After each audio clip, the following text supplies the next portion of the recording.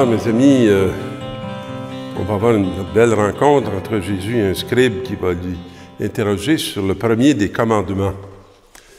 Mais on a déjà une réflexion qui nous vient très loin dans l'Ancien Testament, où Moïse disait au peuple d'Israël, « Tu craindras le Seigneur ton Dieu tous les jours de ta vie, toi ainsi que ton fils et le fils de ton fils, et tu observeras tous ses commandements et ses ordres que je te prescris aujourd'hui, et tu auras longue vie. » Ce que j'aime bien dans cette expression du livre du Deutéronome, c'est qu'on sent que, puis on touche souvent dans l'Ancien Testament, comment les rituels du peuple de Dieu sont des rituels de la famille. Hein?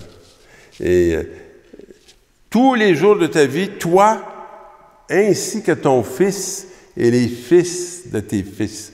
C'est d'une génération à l'autre. Ça fait partie de mon expérience personnelle, puisque je suis la 13e génération de mon ancêtre en ce pays. Et cette foi s'est transmise à travers ces différentes réalités, et jusqu'à ce jour. Puis j'ai même la joie de voir qu'elle s'est transmise à ce jeune homme que j'ai adopté au début de mon ordination. Alors, Israël, tu écouteras, tu veilleras à mettre en pratique ce qui t'apportera bonheur et fécondité. On est loin de ce qui va t'apporter richesse et... non, c'est pas de cet ordre-là. C'est bonheur et fécondité. Dans un pays où ruisselle le lait et le miel, ce que l'on connaît très bien, comme te l'a promis le Seigneur. Hein, moi, je peux dire, il accomplit ses promesses. Et souvent, quand on visite les différents pays, il n'y a pas beaucoup de pays là, qui sont fondamentalement des pays de misère. C'est des pays où l'injustice a fini par abuser d'un peuple et créer des conditions de pauvreté inhumaine. Mais les pays, ils sont souvent des lieux de grande prodigalité. Alors, le Dieu de tes pères, écoute Israël, le Seigneur notre Dieu est l'unique. Alors, t'es pas obligé d'en chercher d'autres. Hein? C'est l'unique. Tu aimeras le Seigneur ton Dieu de tout ton cœur, de toute ton âme et de toute ta force. Hein? C'est vraiment entièrement. Pour moi, c'est toujours la même chose qui revient. Sois entier. Sois pas partial. Sois pas des petits bouts de ta vie à Dieu, puis d'autres petits bouts pour toi, puis d'autres petits bouts, c'est pour faire ce que tu veux avec d'autres, qui ne seraient pas nécessairement bien connectés avec Dieu. Non, non, sois entier. Sois un. La deuxième lecture va nous parler du sacerdoce. Puis on va nous dire en gros que le premier sacerdoce qui a été donné dans l'Ancienne Alliance, il a été fait à des gens qui étaient des mortels et qui se sont succédés. Un sacerdoce qui a eu une succession parce que les prêtres mouraient. Mais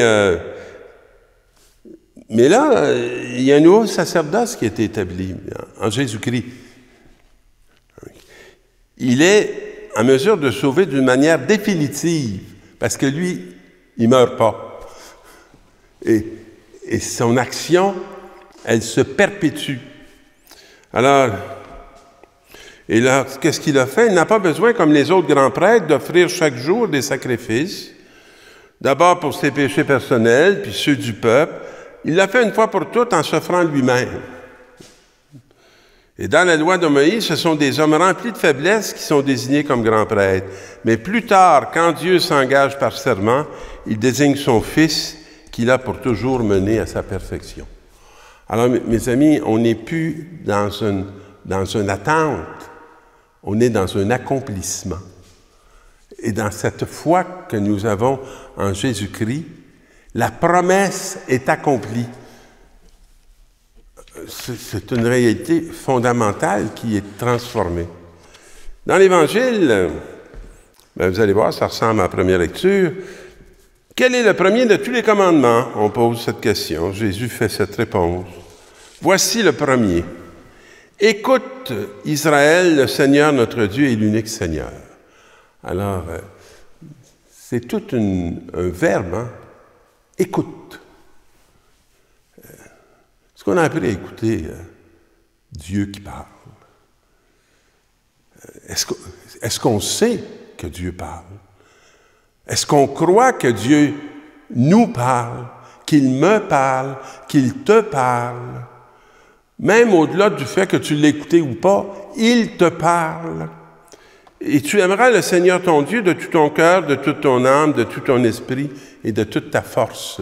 On voit là que toutes tes énergies doivent être engagées dans cette écoute, puis c'est l'écoute d'un amour. Alors, si on pense qu'il ne nous aime pas, c'est qu'on ne le connaît pas, puis qu'on ne l'écoute pas. Parce que si on l'écoute bien, on va entendre son amour. Voici le second. Tu aimeras ton prochain comme toi-même. Alors, il n'y a pas de commandement plus grand que ceux-là. Puis là, c'est intéressant ce que le scribe reprend. Alors, tu as bien raison de dire que Dieu est l'unique et qu'il n'y en a pas d'autre que lui. Alors, on répète encore dans cette parole, l'aimer de tout son cœur, de toute son intelligence, de toute sa force, aimer son prochain comme soi-même, vaut mieux que toutes les offrandes et tous les sacrifices. Alors là, Jésus va ajouter quelque chose de fort intéressant. Il va dire au scribe, parce qu'il a vu qu'il avait fait une remarque judicieuse, « Tu n'es pas loin du royaume de Dieu. » Et personne n'osait plus l'interroger.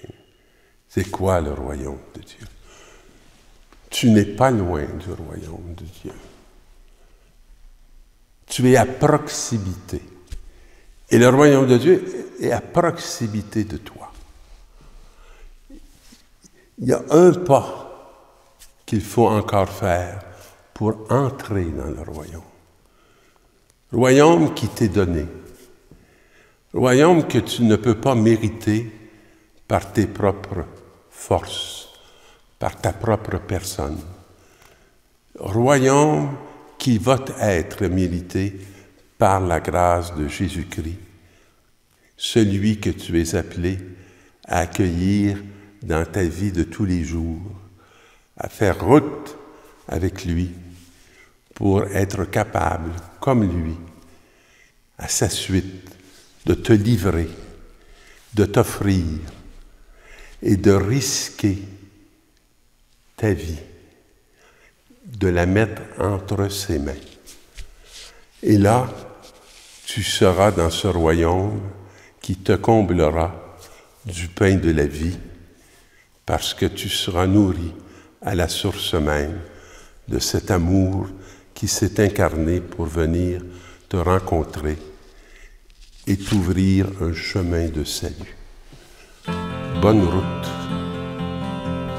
ce que nous ferons bientôt ensemble dans ce temps qui va nous préparer à une naissance qui vient.